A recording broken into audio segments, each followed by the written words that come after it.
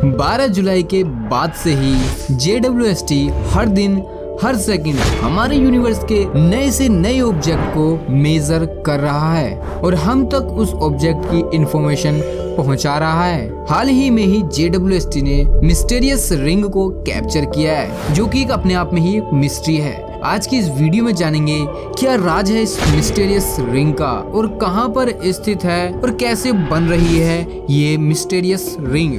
तो वीडियो को लास्ट तक जरूर देखें।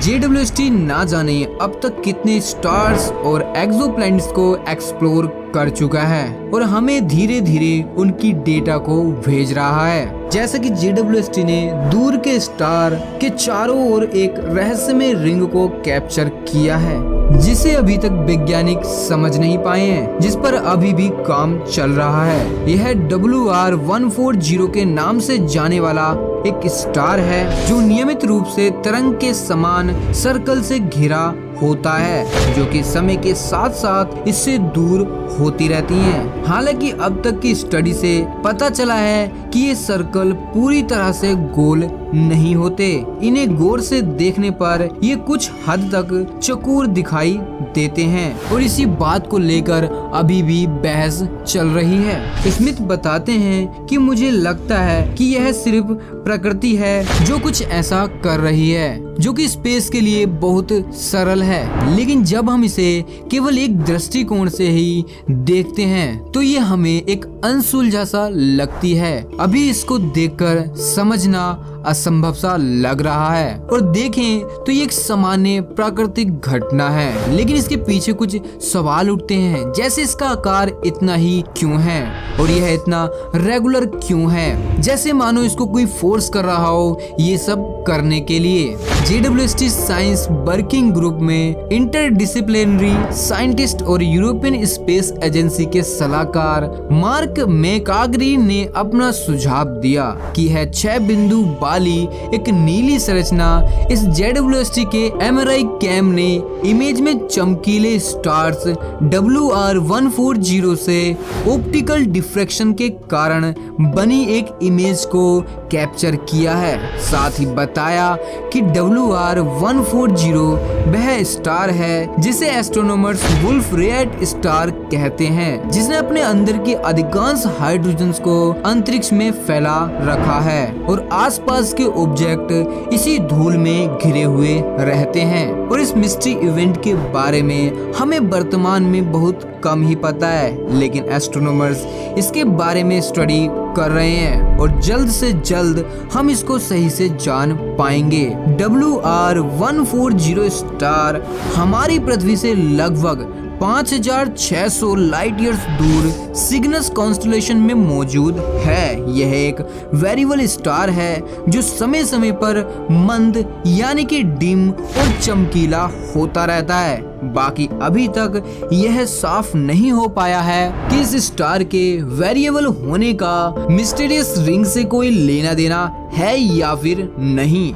ये तो आने वाले समय में ही पता चल पाएगा। साथ ही JWST ने एक्सोप्लैनेट्स की स्टडी के दौरान एक अन्य स्टार की परिक्रमा करने वाले प्लैनेट्स का पता लगाया है। WASP-39V नामक एक गर्म गैस विशालकाय प्लैनेट्स को कैप्चर किया है, जो कि हमारी पृथ्वी से लगभग 700 लाइट ईयर्स दूर विर्गो कॉन्स्टेलेशन में मौजूद है। यह प्लैनेट लगभग हमारे सैटर्न जितना विशाल लेकिन आकार में जुपिटर से भी बड़ा दिखता है। सबसे पहले इसको 2011 में हबल टेलीस्कोप द्वारा ऑप्टिकल वेवलेंथ और अब रिटायर्ड स्पाइसर स्पेस टेलीस्कोप द्वारा देखा गया था, जो कि JWST की तरह ही इंफ्रारेड वेवलेंथ पर काम करता था। अब तक इस प्लैनेट के एटमॉस्फेयर में जल वाष्प, सोडियम, पोटेशियम की उपस्थिति का पता लगाया जा चुका है। इन सब में JWST का कोई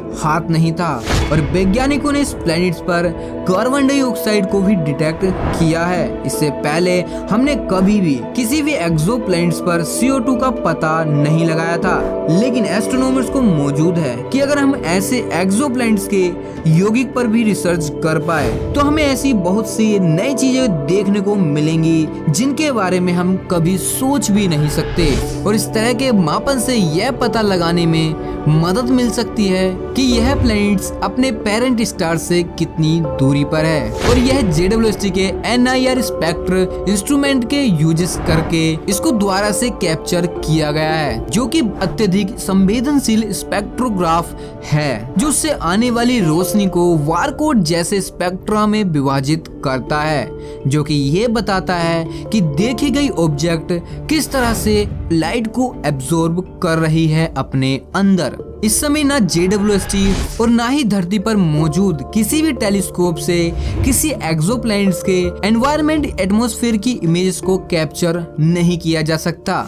WASP-39b के मेजरमेंट को 10 जुलाई को ही JWST के फर्स्ट इमेज से 2 दिन पहले ही एकत्रित किया गया था। एस्ट्रोनॉमर्स का ऐसा मानना है आने वाले समय में कि हम एडवांस टेलीस्कोप से in another types of planets के एटमॉस्फेयर में कार्बन डाइऑक्साइड का पता लगाने में भी सक्षम होंगे, जिसमें आकाशगंगा में बिखरे पृथ्वी जैसे रॉक के ऑब्जेक्ट्स भी शामिल होंगे। क्रेडबर्ग ने बताया JWST की एक्स्ट्रा ऑर्डिनरी कैपेबिलिटी के साथ हम गर्म जुपिटर में डेली रूटीन कार्बन डाइऑक्साइड का पता लगाने में भी सक्षम होंगे, और साथ ही छोटे और कूलर प्लैनेट जैसे पृथ्वी के तरह ही दिखने वाले प्लैनेट्स को गहराई से जान पाएंगे। WASP-39b अपने पेरेंट स्टार से बेहद कम दूरी पर ही परिक्रमा करता है, जो कि पृथ्वी और सूर्य की बीच की दूरी के 1/20वें भाग से भी बहुत कम दूरी पर ही परिक्रमा करता है। पृथ्वी के हर 4 दिनों में ये प्लैनेट्स अपनी कक्षा का एक पूरा चक्र करता है। इस प्लैनेट्स को पहली बार 2011 में खोजा गया था, लेकिन खोजने के 10 साल बाद भी हम इस प्लैनेट्स के बारे में बहुत कम ही जानते हैं। लेकिन अब advance telescope James Webb space telescope का टाइम है, तो हम इस प्लैनेट्स को और भी करीबी से जान पाएंगे और इस तरह की मिस्टीरियस रिंग का भी राज हम खोल पाएंगे। तो देखते हैं कब तक JWST इन सभी राजों से पर्दा उठा पाएगा। तो आपकी क्या राय है कि JWST ऐसे मिस्ट्रीज रिंग प्लैनेट्स ऑब्जेक्ट को कब तक उजागर कर पाएगा? कमेंट सेक्शन में अपनी राय जरूर दें। वीडियो पसंद आई है तो वीडियो को लाइक करें एंड शेयर करना ना भूलें। साथ ही अगर चैनल पर नए हो तो चैनल को सब्सक्राइब कर बेल आइकन को प्रेस जरूर कर दें, ताकि आने वाली न्यू वीडियो की नोटिफिकेशन आपको सबसे पहले मिल सके। तो चलिए मिलते हैं न्यू वीडियो में न्यू टॉपिक के साथ। तो जब तक के लिए be alert, be happy, be curious.